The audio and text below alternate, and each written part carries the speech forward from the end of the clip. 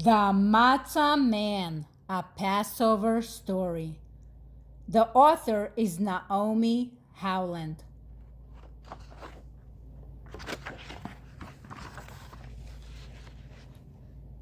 Inside Mr. Cohen's bakery, the racks were filled with Passover matzah. The baker rolled out his last scraps of dough. He added a bit here and a pinch there, and shaped a little man.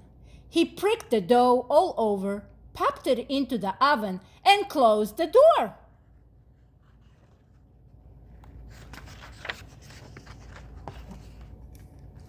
Mr. Cohen was busy cleaning up when suddenly he smelled the matzah, almost burning. He hurried to the oven and opened the door. But the minute he did, that piece of matzah jumped out and said, "Hot from the oven, I jumped and ran. So clever and quick, I'm the Matzah Man." And off that rascal ran around the sacks of flour between the legs of the baker and right out the door. "Stop, Matzah Man!" said Mr. Cohen, and he began to chase the little Matzah Man.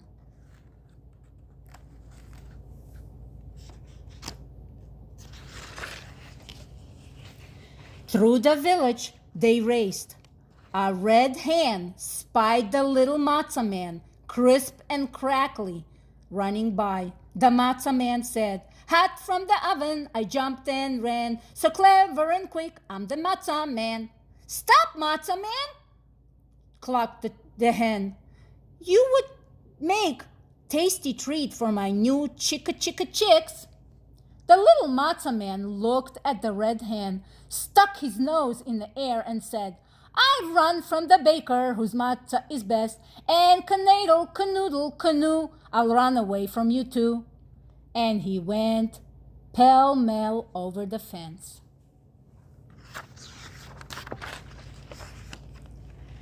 Cousin Tilly was sampling her tender Passover brisket when the toasty little Matzah Man rushed past her door.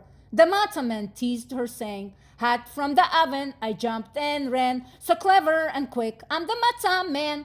"Stop, Matzah Man!" called Cousin Tilly. "You would be the perfect mouthful with my delicious brisket."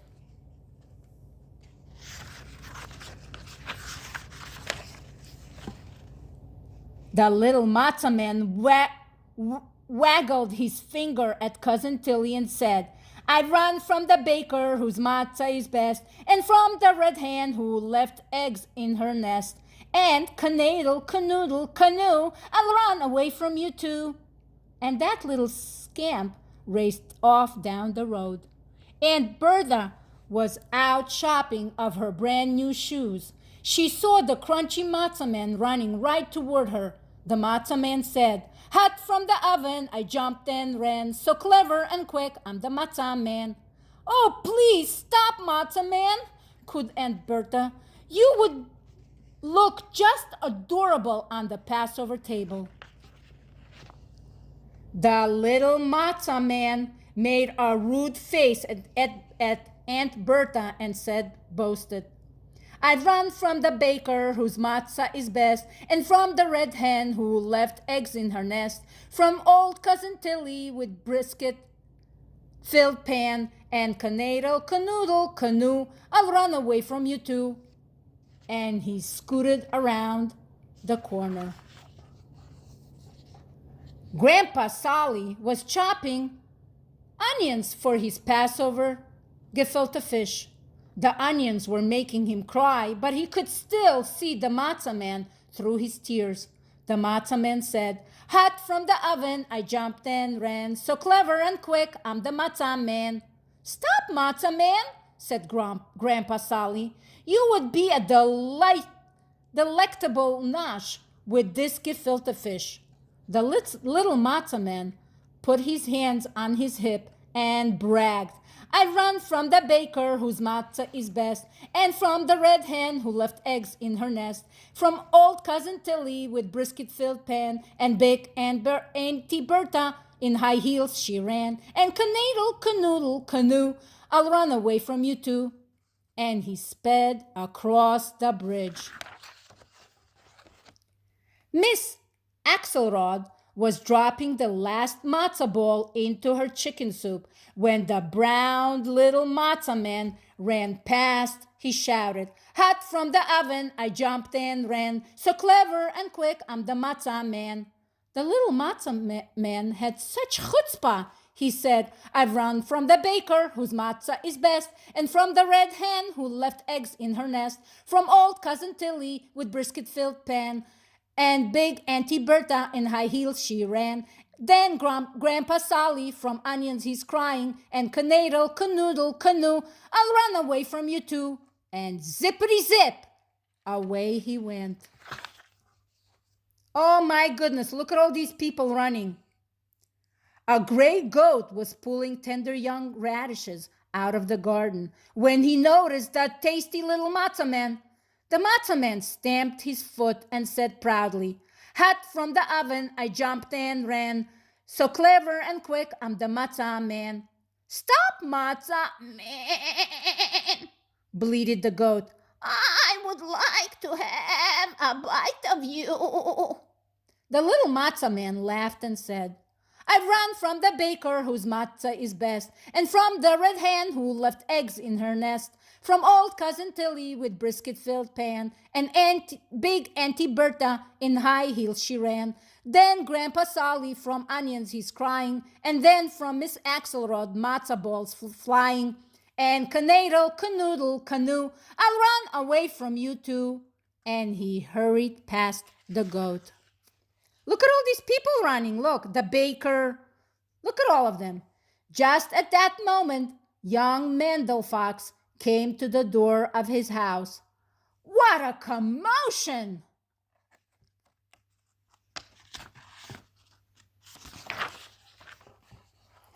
Mendel saw the Matzah Man running down the road, chased by the gray goat, Miss Axelrod, Grandpa Sally, Auntie Bertha, Cousin Tilly, the red hen, and Mr. Cohen, the baker.